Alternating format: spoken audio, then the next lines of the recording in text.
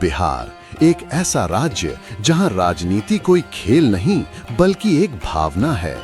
यहाँ चुनाव किसी मौसम की तरह नहीं आते, यहाँ चुनाव तूफान बनकर आते हैं। और अब उस तूफान का आखिरी दिन आने वाला है। 13 तारीख, वो दिन जो तय करेगा कि बिहार की सत्ता की कुर्सी पर कौन बैठेगा। हर नुक्कड़ पर, हर चौक पर, हर चाय की दुकान पर बस एक ही सवाल गूंज रहा है, कौन बनाएगा बिहार में सरकार। नीतीश कुमार का तजुर्बा, तेजस्वी यादव का जोश या फिर कोई तीसरा चेहरा जो अभी छाया में है। बिहार की सियासत का मंच। बिहार की राजनीति हमेशा से अप्रत्याशित रही है। ये वो जमीन है जहां कभी लालू यादव की आवाज गूंजती थी, भूरा बाल साफ करो। फिर आया नीतीश कुमार का दौर, विकास, सुशासन और गठबंधन की राजनीति।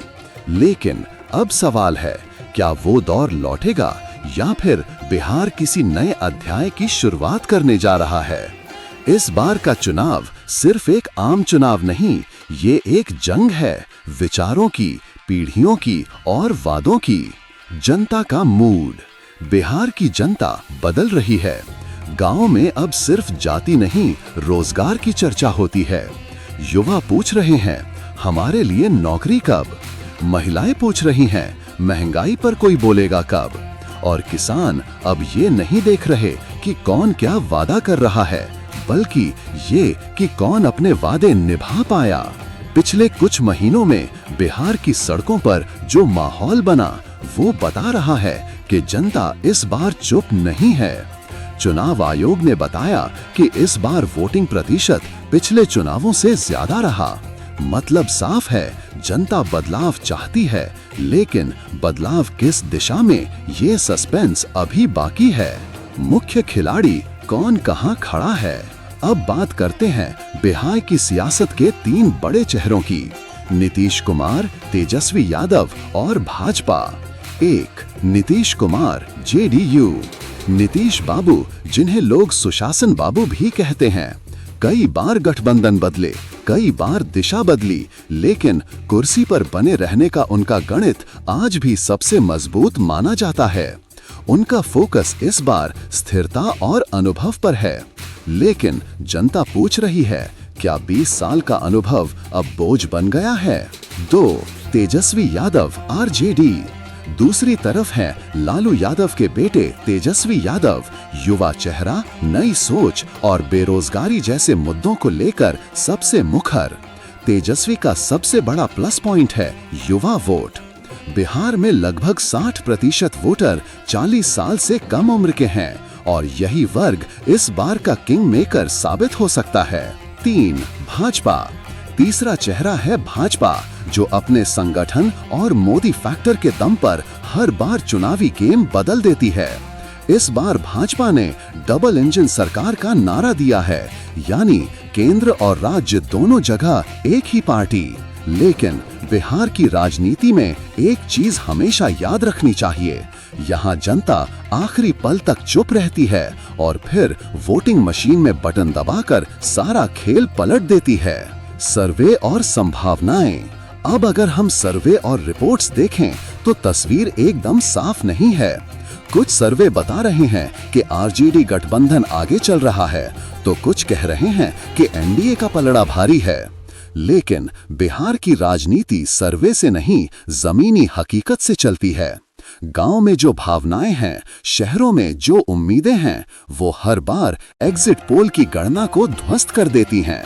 इसलिए इस बार के नतीजे में सरप्राइज फैक्टर सबसे बड़ा होगा। नीतीश कुमार का तजुर्बा, तेजस्वी यादव की ऊर्जा और भाजपा का संगठन, तीनों के बीच एक त्रिकोणीय संग्राम चल रहा है। अंदरूनी राजनीति और गठबंधन का खेल।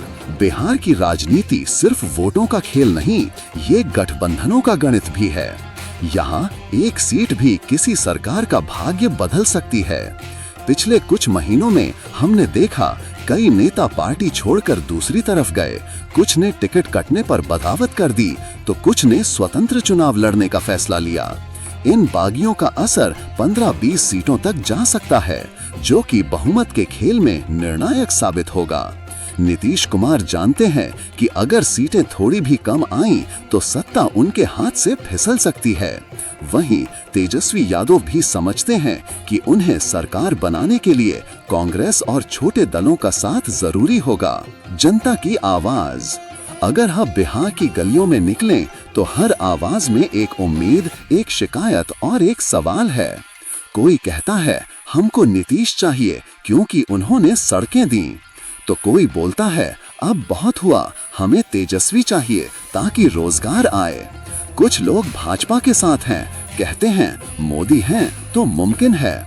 लेकिन कुछ लोग चुप हैं क्योंकि बिहार में जो चुप रहता है वही सबसे बड़ा खिलाड़ी होता है। संभावित नतीजे, कौन बन सकता है सरकार?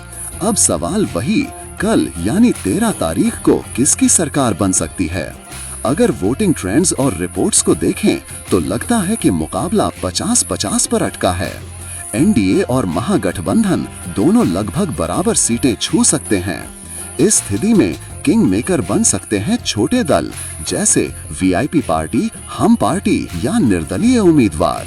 लेकिन बिहार में एक चीज हमेशा साबित हुई है, जो जनता के दिल में बैठ गया वही मुख्यमंत्री बना। तेजस्वी यादव ने बेरोजगारी का मुद्दा उठाया, जिसने युवा दिलों को छुआ है।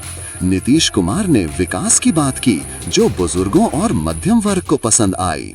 अगर युवा वोट ने खुलकर तेजस्वी के पक्ष में मतदान किया तो आरजेडी गठबंधन सरकार बना सकता है।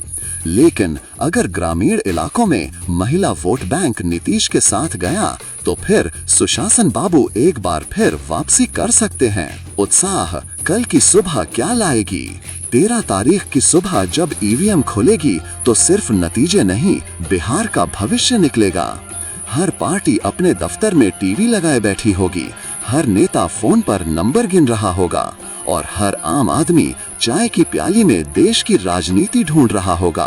कहीं कोई खुशी से नाच रहा होगा तो कहीं कोई चुपचाप आंकड़े देखता रह जाएगा। लेकिन चाहे जो भी जीते, बिहार की जनता ये तय कर चुकी है, अब उन्हें वादे नहीं, काम चाहिए। निष्कर्ष, बिहार का नया अध्याय। तो दोस्तों, कल का दिन बिहार की राजनीति में नया इतिहास लिखने वाला है। ये चुनाव सिर्फ सरकार का नहीं बल्कि भरोसे का चुनाव है, और ये भरोसा सिर्फ वोटिंग मशीन में नहीं, जनता के दिलों में दर्ज होगा। चाहे नीतीश कुमार सत्ता में रहें या तेजस्वी यादव नए युग की शुरुआत करें, एक बात तय है, बिहार अब बदलाव के दौर में है। तो दोस्तों, कल यानी 13 तारीख को जब नतीजे आएंगे तो पूरा बिहार देखेगा कि किसकी होगी सुबह और किसकी होगी सियासी शाम। आपका क्या ख्याल है, कौन बनाएगा सरकार? कमेंट में जरूर बताइए। अगर ये वीडियो अच्छा लगा हो तो लाइक, शेयर और सब्सक्राइब जरूर कीजिए मिस्टर शाकिर चैनल को, क्योंकि कल इसी वक्त हम लेकर आएंगे बिहार वर्डिक्ट, कौन जीता कौन हारा। तब तक के लिए जय हिंद, जय बिहार।